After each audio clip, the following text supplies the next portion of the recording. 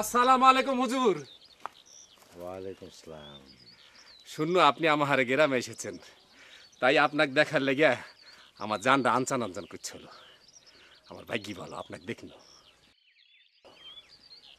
হুজুর, আপনি আমার গ্রামে এসে বড়ই উপকার হয়েছে। আপনি যেভাবে সগলার মুখোশ খুলে দিচ্ছেন, এটার খুব দরকার ছিল।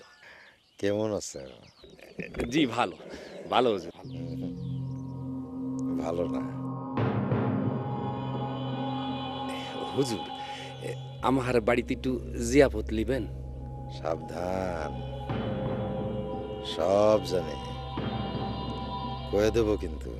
ও আল্লাহ, এ তো দেখে আমার কথা বলছে।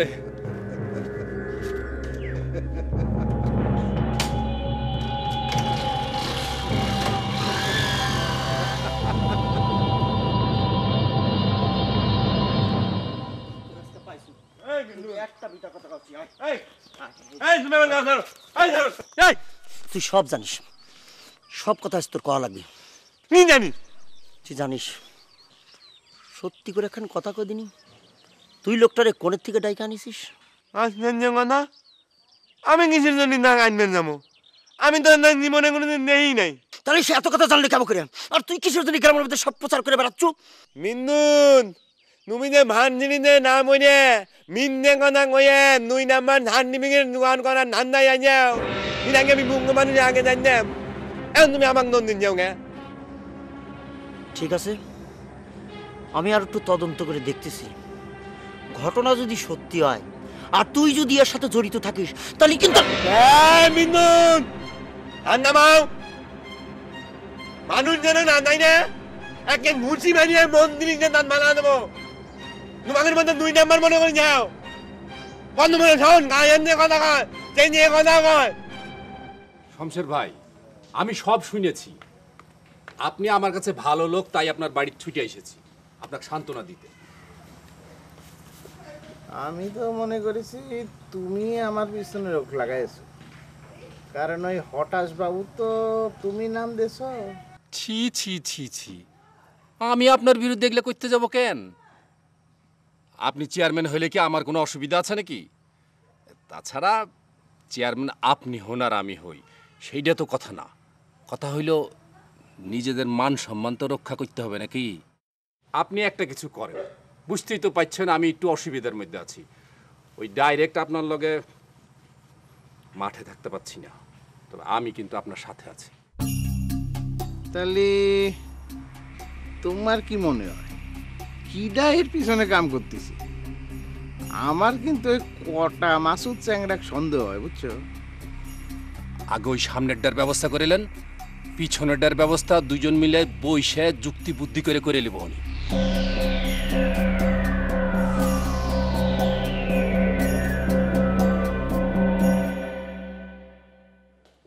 কেন ওই লোকটা তোমার কি করেছে যে তোমার এত ভয়?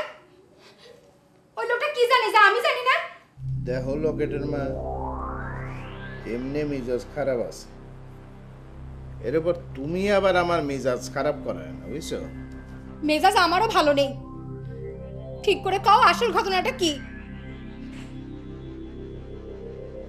তুমি কি আমার আগে আরেকখান বিয়ে করেছিলে? তোমার কি ওই ঘরে কোনো সওয়াল ফল আছে? তুমি আমার কাছে সব গোপন করেছো হঠাৎ বাবু। মমতাজ বেগম, হঠাৎ বাবু হওয়ার পর মানুষের আগের পক্ষের কথা গোপন থাকে না, বরং হঠাৎ বাবু হওয়ার পরে মানুষের বিয়ের আর একটা চান্স পাইতে যায়। আর তুমি আমার সাথে এরকম ব্যবহার করে সেই বিয়ের চান্সটা বাড়াই দিও।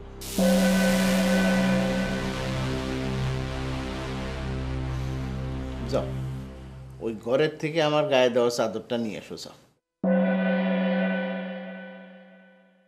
গরমকালে চাদরকে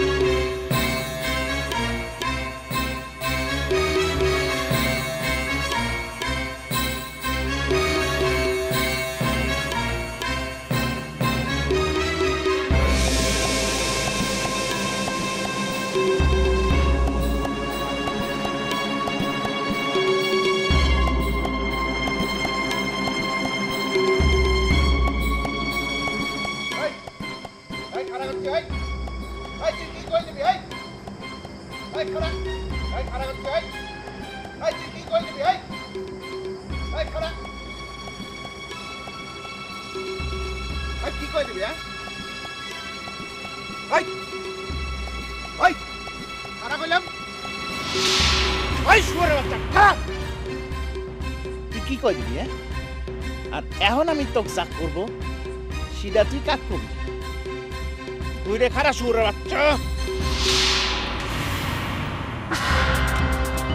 কিটা আমি বাবু কেমন আছো সাবধান আমি সব জানি কই দিব কিন্তু